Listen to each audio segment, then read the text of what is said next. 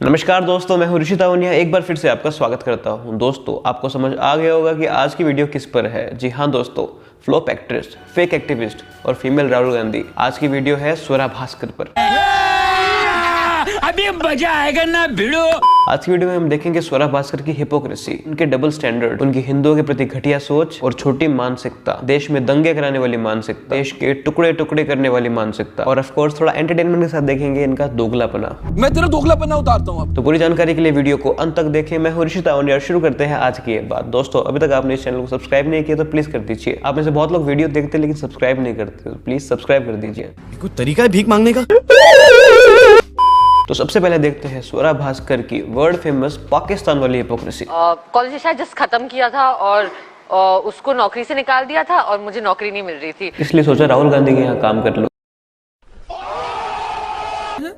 नौकरी पे रखा है मैंने उसे। 20,000 सैलरी, ठीक है ना?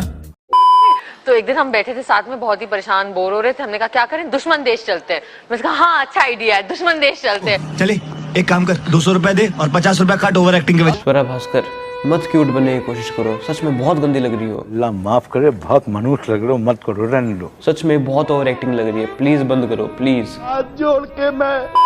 तो हमने जुगाड़ लगाया और हमें वीजा लग गया और हम दो अकेली लड़कियां ऐसी मुंह उठा के आ गए यहाँ पे। हम बहुत एक्साइट हुए, लेकिन हमने यहाँ आके पाया कि एक मिनट, क्या आपने वो देखा जो मैंने देखा? नहीं देखा, पूरा देखा। दो अकेली लड़कियां, सुनते ही क्या हुआ? हम दो अकेली लड़कियां ऐसी मुंह उठा के आ गए यहाँ पे। हम बहुत एक्साइट हुए, लेकिन हमने यहाँ आके पाया कि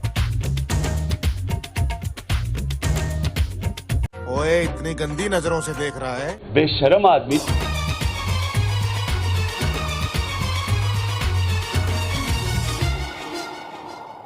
मुंह तो बंद करो अंकल। कैसर भाई ठीक है, थोड़ी उम्र हो गई, लेकिन यार सच में वेरी बैड चॉइस। सारी दुनिया छोड़ के तेरे को वही बस मिली। क्या यार, 2 मिनट। क्या हुआ? हमारे ग्राउंड रिपोर्टर कैसर भाई की कुछ खुफिया खबर लाए हैं। हाँ जी बोलिए। क्या कैसर भाई शादीशुदा है? हाँ तो इनके चलता है क्या? मतलब ये नहीं बोलना था। Hello hello. It was at this moment that he knew he fucked up. हाँ तो दोस्तों, कैसर भाई शादीशुदा है तो वो बस कोइंसिडेंस होगा। मैं तो कुछ और ही समझ रहा था कि जिसको अक्सर दुश्मन देश समझा जाता है वो कतई ऐसा नहीं है। पाकिस्तान मैरीटाइम सिक्योरिटी एजेंसी के द्वारा हमारे एक मछुआरे को मार दिया गया है। पाकिस्तान की तरफ से जो फायरिंग हुआ, उधर से पूरा ये परिवार बैठ के खाना खा रहा था। 2 मासूम बच्चे मौके के ऊपर वहाँ पे इनका जो है डेथ होगी। दुश्मन देश समझा जाता है वो कतई ऐसा नहीं है। मैं कसम खा के कह रही हूँ, मैं काफी जगह घूमी हूँ, लेकिन लंदन, न्यूयॉर्क, इस्तांबुल, पेरिस सब फेल है लाहौर के सामने। अरे अंधी है क्या? हाँ, लेकिन इसे इस बात का जरा भी घमंड नहीं। दीदी बस करो, नहीं मारेगा वो गोली। हाँ, लंदन पेरिस सब फेल है, काशी चंडीगढ़ सब फेल है। ये क्या बात करता है यार? इस पर बस एक ही बात कहना चाहूंगा, JNU के साइड इफेक्ट्स। लेकिन कुछ भी बोलो, स्वरा भास्कर का पाकिस्तान प्रेम आंद्रे टुर्की के औरंगजेब प्रेम से भी ज्यादा है। वाह, प्यार हो तो ऐसा। क्या? 2 सेकंड। क्या हुआ? क्या ऐसा नहीं है? पाकिस्तान वालों का काटा गया है। 3, 2, 1. And what do you expect from a state that's run by Sharia law? They're an unsecular state. And were you thinking that I'm not surprised at all? And why should we hold up Pakistan as like a failing state? दीदी चुप हो जाओ। यहाँ भारत में तो कोई आपको पूछता नहीं है। ये पाकिस्तान के 2-4 लड़के हैं जो आपको इंटरनेट पे, ट्विटर पर सपोर्ट करते हैं। अब उनसे भी गाली खाओगी क्या? Apologies to our Pakistani friends right now. बहन डर गई। अरे बहना, मैं तो तेरी बहादुरी चेक कर रहा था। ये है एक नंबर की हिपोक्रेट स्वरा भास्कर। पाकिस्तान जाकर बड़ी बड़ी फेंक कर आ गई, लाहौर के आगे ये फेल है, लाहौर के आगे वो फेल है, जनाब सलीका। लेकिन जब इनकी फिल्म को वहाँ बैन कर दिया गया तो प्यारा पाकिस्तान अचानक से शरिया वाला पाकिस्तान बन गया, डूबा हुआ पाकिस्तान बन गया। हिपोक्रेसी की भी सीमा होती है। और सिर्फ बात यहाँ पाकिस्तान की नहीं है, इन लेफ्टिस्ट की ये थिंकिंग होती है कि जो हम सोचते हैं बस वही सही है। इनके खिलाफ बोलने वाला या फिर इनसे थोड़ा सा अलग बोलने वाला हमेशा इनकी नजर में गलत ही होगा। बाकी चाहे ऊपर से भगवान आकर भी इनको बोल देना तो भी ये नहीं मानेंगे। ओह सॉरी, भगवान में तो वैसे भी नहीं मानते, एथियस्ट है जी हम, कूल लगेंगे। हाँ तो ये किसी की नहीं सुनते, चाहे इनसे वो उम्र में बड़ा हो या ओहदे में। मेजर जनरल बख्शी जब किसी इंपॉर्टेंट, किसी सेंसिटिव मुद्दे पर बात कर रहे थे तो स्वरा भास्कर अपना रिएक्शन ऐसे दे रही थी। क्यों? क्योंकि लेफ्टिस्ट सोच नहीं मिलती। कौन है ये लोग? which have supported every seditious cause. Anybody, whether it is in JNK, Manipur, Nagaland, everywhere where the flag of sedition is raised, where a cry to break the union is raised, JNU steps into support. That every single NDA cadet gets his degree. ये लो दीदी हंस रही है, comedy चल रहा है, comedy चल रहा है। जेएनयू के side effects. Slogans like Bharat की बर्बादी तक लड़ेंगे, आजादी के लिए लड़ेंगे। और ये तो तब हाल है जब ये खुद डिफेंस फैमिली से आती है। कुछ जुगाड़ लगाया, मेरे फादर से नेवी में थे। और बख्शी साहब यहाँ कुछ गलत नहीं बोल रहे थे, वो कह रहे थे कि एनडीए से सिलेक्ट हुए सभी बच्चों को डिग्री जेएनयू से मिलती है, लेकिन कभी किसी जवान के शहीद होने पर मैंने कैंडल मार्च होते नहीं देखी है। लेकिन अफजल गुरु जैसे आतंकवादी के लिए कैंडल मार्च होती है। अब ऐसी बातों पर हंसने वाला तो कोई बहुत बड़ा गधा ही होगा। लेकिन स्वरा दीदी भेदभाव नहीं करती, अपने बड़ों से तो बदतमीजी करती है लेकिन छोटों को गाली देती है। साल का बच्चा एंटी करियर शुरू भी नहीं हुआ अभी और इस आंटी बोल दिया मुझे। हा लड़की ने गाली निकाल दी। आज तो हैवी कॉमेडी होगी भाई लोग, हंसो हंसो। और दीदी वो बच्चा आपको आंटी बोला है क्योंकि आप लगती हो आंटी। वो कहते हैं ना, सच हमेशा कड़वा होता है। लेकिन नहीं, गाली दिए बिना हैवी कॉमेडियन कैसे दिखूंगी? आंटी बोल दिया मुझे। लेकिन अभी तो आपने देखा क्या है, आगे और देखिए स्वरा मैडम की हिपोक्रेसी। और इस हिपोक्रेसी में साथ देने आएंगे इनके बेस्ट फ्रेंड वर्ल्ड फेमस पनौती कन्हैया कुमार। मुझे लग रहा है मेरे पास तो है नहीं कोई डिग्री, मेरे पास बर्थ सर्टिफिकेट नहीं है, मेरे पास अपने बाप दादा की जमीन के कोई कागज नहीं है। झूठ बोलो, बार बार झूठ बोलो, जो भी बोल सकते हैं सब झूठ बोलो। यार अब तो ये जिद वाली बात हो गई। स्वरा भास्कर रैलियां करती है, फिल्मों में जाती है, उसके पास कोई आई कार्ड नहीं होगा। ऐसा कोई भी चांस है उसके पास आधार कार्ड ना हो। जेएनयू से उसने डिग्री ली है लेकिन फिर भी ये बोल रही है कि इनके पास कोई आईडी नहीं है। अभी बहुत गलत बात है। जेएनयू जैसी बड़ी यूनिवर्सिटी से पढ़ने के बाद एक आईडी तो मिल ही जाती है। मेरा नाम छूट गया एनआरसी से तो नाम छूट गया तो नाम छूट गया तो मजाक की बात नहीं है। लोग पटाखे बजाएंगे, उस दिन को त्योहार के रूप में बड़े धूमधाम से बनाएंगे। बहुत अच्छा लगेगा। सोच के ही मजा आ गया। मोदी जी अब दीदी कह रही है कि इनके पास कोई आईडी नहीं है तो इनको बाहर निकालो। ये निर्णय पिछले 15-20 साल से लटका हुआ था। हाँ तो और बत लटकने दो, आईडी नहीं है तो इनको जाना पड़ेगा ना। अच्छे दिन आने वाले हैं। मेरा नाम छूट गया एनआरसी से तो मजा आया कि हमारे बाप दादा लड़े थे गोरों से, हमको लड़ना पड़ेगा चोरों से। वाह क्या एक्टिंग कर रहा है। हमारे बाप दादा लड़े थे गोरों से और हमें लड़ना पड़ेगा इन अपशब्द खोरों से। जेब में था चिल्लर, साथ वाले किल्लर। आगे लगा देना कुछ ग्रीन मैंगो को हिंदी में करके कुछ सेट कर देना वहाँ पे। बहुत तेज हो रहा है, बहुत तेज हो रहा। और देश के लिए लड़ने की बात कर कौन रहा है जिसपे खुद पर एंटी नेशनल होने के केस चल रहे हैं कि हमारे बाप दादा लड़े थे गोरों से, हमको लड़ना पड़ेगा चोरों से। जिस पर भारत की बर्बादी के नारे लगाने के आरोप है। अफजल गुरु हम शर्मिंदा है, तेरे कातिल जिंदा है। ऐसे नारे लगाने वालों को चौराहे पर ऐसा पीटना चाहिए ताकि आने वाले टाइम में कभी भी किसी भी चौराहे पर ये ढोल लेकर आजादी के गाने ना बजा पाए। ये बड़ी अच्छी बात कही आप। और ये लेफ्टिस्ट किसी के सगे नहीं होते। एक बार ध्रुव राठी ने अपनी एक वीडियो के अंदर कहा था कि ब्लैक लाइव्स मैटर में अगर हम रेशियल डिस्क्रिमिनेशन को खत्म ही करना चाहते हैं तो उसमें ब्लैक वर्ड क्यों यूज कर रहे हैं? अगर फेमिनिज्म में हम जेंडर इक्वलिटी की बात कर रहे हैं, फेमाइन वर्ड क्यों यूज हो रहा है? अगर नाम रखना ही है तो ऐसा रखो जो दोनों तरफ से बैलेंस्ड हो। सही बात है। अब मैं पहली बार ध्रुव राठी से इस बात पर एग्री करता हूँ। ये बात कहीं भी गलत नहीं है, लेकिन ध्रुव राठी के साथियों ने ही ट्विटर पर उसे खूब पेला। सभी लेफ्टिस्ट ने अपने पुराने साथी की वाट लगा दी। गाँव में कहते हैं कि उस रात ध्रुव राठी सारी रात जागता रहा। वो रात अपन 2 बजे तक पिया। तो कहने का मतलब है कि लेफ्टिस्ट किसी के सगे नहीं होते, मौका आने पर जूता यही पड़वाते हैं। मैं इसको दूंगा। किसको? मैं इसको। तू इसको देगा? दूंगा। तू मतलब इसको मारेगा? मारूंगा। तू इसको मारेगा? मारूंगा। तू इसको मार के दिखा, मुझे देखना है। अरे मार मार मार मार मार मार मार मार मार के दिखा, मार के दिखा, मार के दिखा, मार के दिखा। और ये चोर जो राफेल का कागज नहीं दिखा रहे हैं, आपसे आपके दादा के दादाजी का कागज मांग रहे हैं। अरे भाई तू है कौन? क्यों दिखाए तुझे कागज? चल हट। और दादा से कागज मांगेगी, सरकार है, हिसाब तो रखेगी। और सुप्रीम कोर्ट के जज ने भी वर्डिक्ट में कह दिया कि कोई स्कैम नहीं है, इन्हें क्लीन चिट मिल गई है। लेकिन सुप्रीम कोर्ट कौन होता है राफेल का कागज देखने वाला? जाकर कागज कन्हैया कुमार को दिखाओ, वो देगा जजमेंट।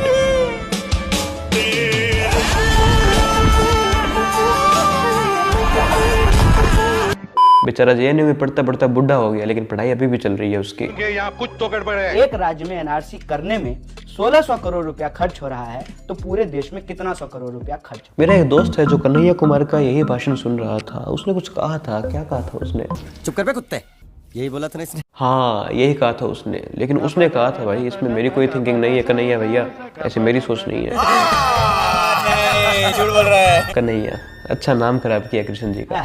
इस देश का निर्माण किया है, उनके ही बाल बच्चों को आज इस देश में अपनी नागरिकता साबित करनी पड़ेगी। और नागरिकता भी किस आधार पे? कागज के एक टुकड़े के आधार। कागज के एक टुकड़े के आधार। मेरा नाम छूट गया एनआरसी से तो। कागज के एक टुकड़े के आधार। मेरा नाम छूट गया एनआरसी से तो। कागज के एक टुकड़े के आधार। बात तो सही है, कागज का टुकड़ा।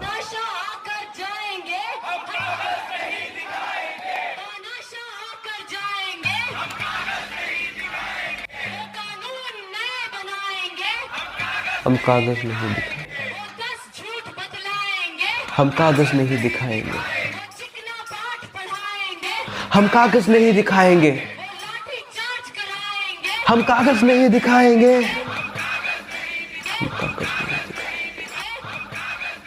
हम कागज नहीं दिखाएंगे, हम कागज नहीं दिखाएंगे।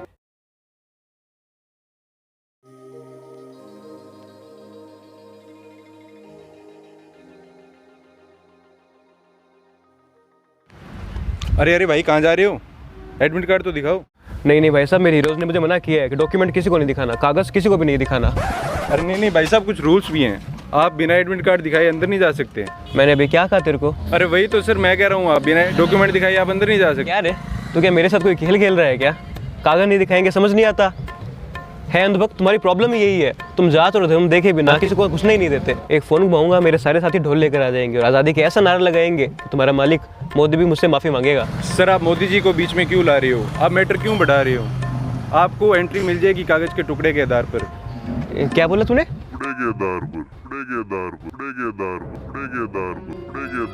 कागज के टुकड़े के आधार। तेरे को तो मैं बताता हूँ, बाप से पंगे लिए तूने। कोई बात नहीं, पहली बार किसी ने थप्पड़ मारा है। तेरे को तो मैं बताता हूँ, अभी स्वरा भास्कर कोई, अभी उमर खालिद कोई, अभी शर्जील इमाम कोई, अभी कन्हैया कुमार कोई।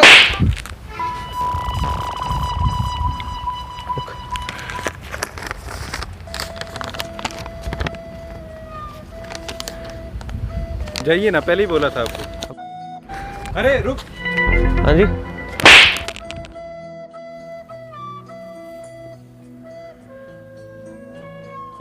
स्वरा भास्कर कन्हैया, ओए आप वोट देने जाएंगी, कागज दिखाएंगी और नारे लगवाएंगी कि हम कागज नहीं दिखाएंगे।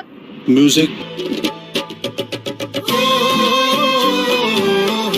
दोस्तों, एनआरसी का क्यों विरोध हुआ मेरी समझ से बाहर है। जब लोग इलीगली किसी देश में घुसना चाहेंगे तो उनका मकसद सिर्फ देश को बर्बाद करना ही होगा। तो एनआरसी से तो ऐसे लोगों की छुट्टी होती, उन्हें भगाया जाता, लेकिन नहीं, एनआरसी के खिलाफ प्रोटेस्ट किया। अगर उस प्रोटेस्ट की वजह से कोई एक आतंकवादी भी बचता है यहाँ से निकलने से, यानी किसी एक आतंकवादी की भी छुट्टी नहीं होती, और आने वाले टाइम में अगर वो टेरर अटैक करता है तो सबसे पहले इन प्रोटेस्ट में जो हीरो बन रहे थे उनको पढ़नी चाहिए। इनके एजेंडा की वजह से आज लोगों की जान शायद खतरे में है। क्या पता कोई स्लीपर सेल शायद हमारे बीच कहीं मौजूद हो, क्या पता कितने सालों से यहाँ बैठा हो और कितने साल बाद की उसकी प्लानिंग हो। कि नहीं, देश की सुरक्षा से इन्हें कोई लेना देना नहीं है। स्वरा भास्कर और इनके दोस्त नेशनलिज्म से कोसों दूर है। अरे शर्म करो। कम से कम जहाँ सिक्योरिटी की बात है वहाँ तो लोगों की केयर करनी चाहिए, अपने फैंस की केयर करनी चाहिए, अपनी फैमिली की केयर करनी चाहिए। तुम चाहे कितने बड़े गधे हो, लोगों ने तुम्हें फॉलो कर रखा है। इतना एहसान फरामोश कोई कैसे हो सकता है? सही बात है। इतने एहसान फरामोश तो यूक्रेन से लाए गए मेडिकल स्टूडेंट्स भी नहीं थे, जिनको ये प्रॉब्लम थी कि ठीक है आप हमें यूक्रेन से उठाकर तो ले आए, भारत में आप हमें सेफली ले आए, लेकिन आपने हमें हमारे घर के चौराहे तक क्यों नहीं छोड़ा है, फैसिस्ट मोदी।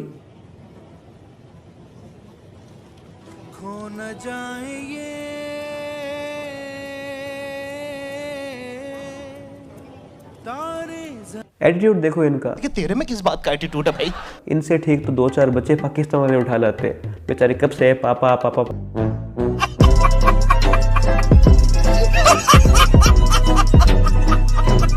स्वरा भास्कर तालिबान के आतंकवाद को खुलकर भी विरोध नहीं कर सकती। उसके लिए पहले उसे हिंदुत्व टेरर को गिराना पड़ता है। और आयरनी देखिए, नीचे लिखा है कि ऑपरेसर और ऑपरेस्ड की कोई आइडेंटिटी नहीं होती और ऊपर लिखा है हिंदुत्व टेरर। आयरनी हो रही है जी बहुत भयंकर। ऑपरेसर और ऑपरेस्ड की कोई आइडेंटिटी नहीं होती, लेकिन प्ले कार्ड पर अशेम्ड ऑफ हिंदुस्तान लिखा जाता है, उस पर देवीस्तान लिखा जाता है। ओ चौथी फेल मैडम। रेप जैसे दुखद इंसिडेंट में भी प्रोपेगेंडा, शर्म है थोड़ी?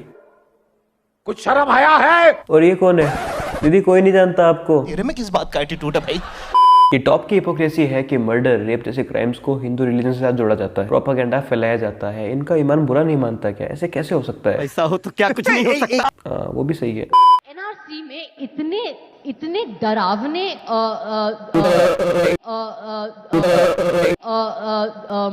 प्रोविजंस हैं। क्या एनआरसी के सारे प्रोविजंस आ गए और मुझे पता भी नहीं? 2 minute. Few moments later. Hello PMO, वो एनआरसी के प्रोविजंस आ गए, आपने मुझे अभी तक भेजे नहीं। Hello hello. क्यों किसी को वफा के बदले मुझ अंधभक्त को आपने प्रोविजंस नहीं बताए मोदी जी। हो सकता है अभी उनको हमसे रिश्ता नहीं रखना हो, कोई बात नहीं। हमारी तरफ से भी कोई जबरदस्ती नहीं है। हमारी तरफ से भी कभी उनसे रिश्ता कट। स्वरा भास्कर की दिव्य दृष्टि इतनी तगड़ी है कि उन्होंने एनआरसी के प्रोविजन आने से पहले ही जो भयंकर प्रोविजंस है उन्हें छांट कर पढ़ लिया। समझ से बाहर है ये स्वरा भास्कर, तो डॉक्टर स्ट्रेंज नहीं है।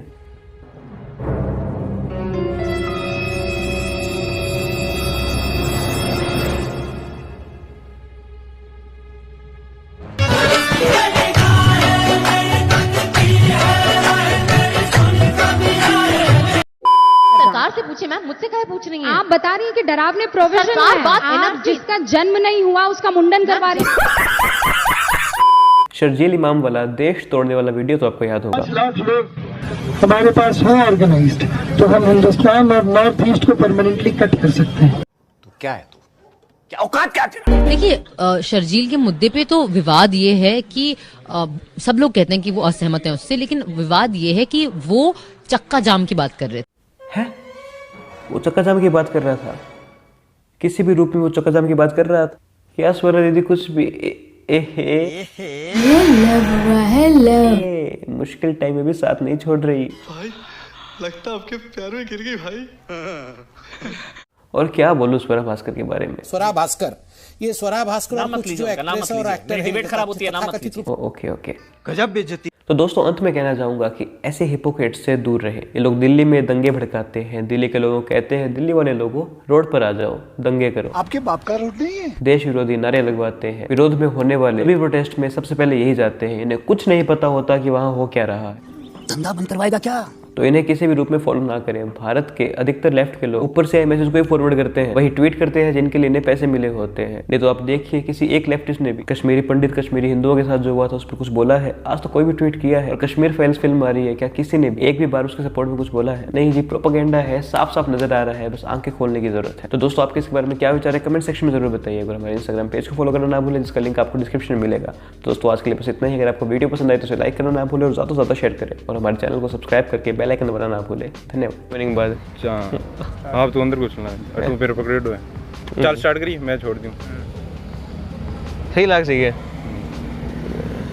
किसी को नहीं दिखाना, फिर तो बोलेंगे ठीक, किसी को नहीं दिखाना। अरे नहीं भाई साहब कुछ ध्यान तो दे।